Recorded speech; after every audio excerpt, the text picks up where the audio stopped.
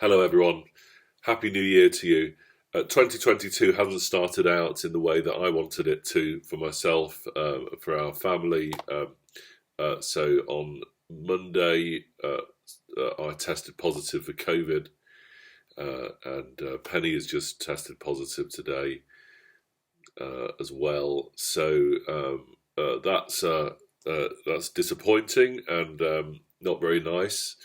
Uh, uh, in terms of symptoms and things, I haven't been feeling great, but I'm doing all right, and I'm very thankful that I've had two jabs and a booster. So I think that's meant that the symptoms have been pretty mild. You can hear in my voice, I think, that it's affecting my throat in a very strange way. I haven't got a sore throat really, particularly. Um, but it's affecting my speaking a little bit, which is weird. It's just I feel like I've got a heavy head cold and things. So and I'm a bit tired, uh, but feeling better day by day. And I'm praying that that's going to be the case for Penny as well, who's more vulnerable than I am in that her immune system is already compromised, and she's somewhat at risk. So we're praying for protection for her. And also aware of other people within the team of Christchurch and within the family of the network of churches as well who have COVID.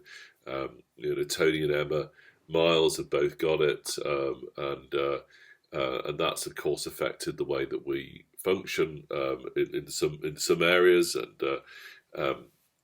But hey, this is what we are dealing with in this time of our nation's life, our lives, and across the world. So we will continue to respond to God within these circumstances, won't we? That's the thing that we are called to do. Um, it's not the way I wanted to start 2022, but then none of us wanted to start last year or this year still with a pandemic disrupting so much, making so much difference around us. But there we go. That's what we are working with. I was reminded yesterday morning of that old saying about you're going to play the hand that you're dealt. In fact, there's a song, isn't there? I'm not going to sing it to you. There's a song, uh, um, an old country western song, I think, with that kind of line in it, and it's familiar. I play the hand that you've been dealt, and I just sense the Lord nudging me, reminding me of the times when, as kids, we used to play cards, and I always used to try and, I'm sure you didn't, but I always used to try and peek at my brother's hand of cards and want the cards that he had, and and fighting ensued, and there was that sense of the Lord kind of nudging me and cautioning me to play the hand that I've been dealt, not to be looking at somebody else's hand, being kind of slightly jealous of and wanting a different hand to be dealt to me, wanting to chuck what I've got in and replace it, or even wanting to become the dealer instead, just play the hand that I've been dealt. And so here I am, a follower of Jesus. In these circumstances, I'm going to play the hand that I'm dealt, and you know what? The Lord is with me. I'm a follower of Jesus. I'm a Christian. I'm a disciple. Our verse for the year is Psalm 16, verse 11. You make known to me the path of life. You will fill me with joy in your presence, with eternal pleasures at your right hand. And I love that verse. I think it speaks very much into the kind of posture we need to have during this year as we kind of head into rebuilding and reconstructing things.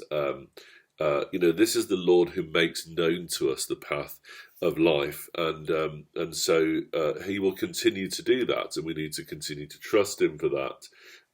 As we come into His presence, as we keep entering His presence, even though it's challenging and difficult, and things are different, and our gatherings are different, and everything's different, as we still continue to come into his presence, we will be filled with joy.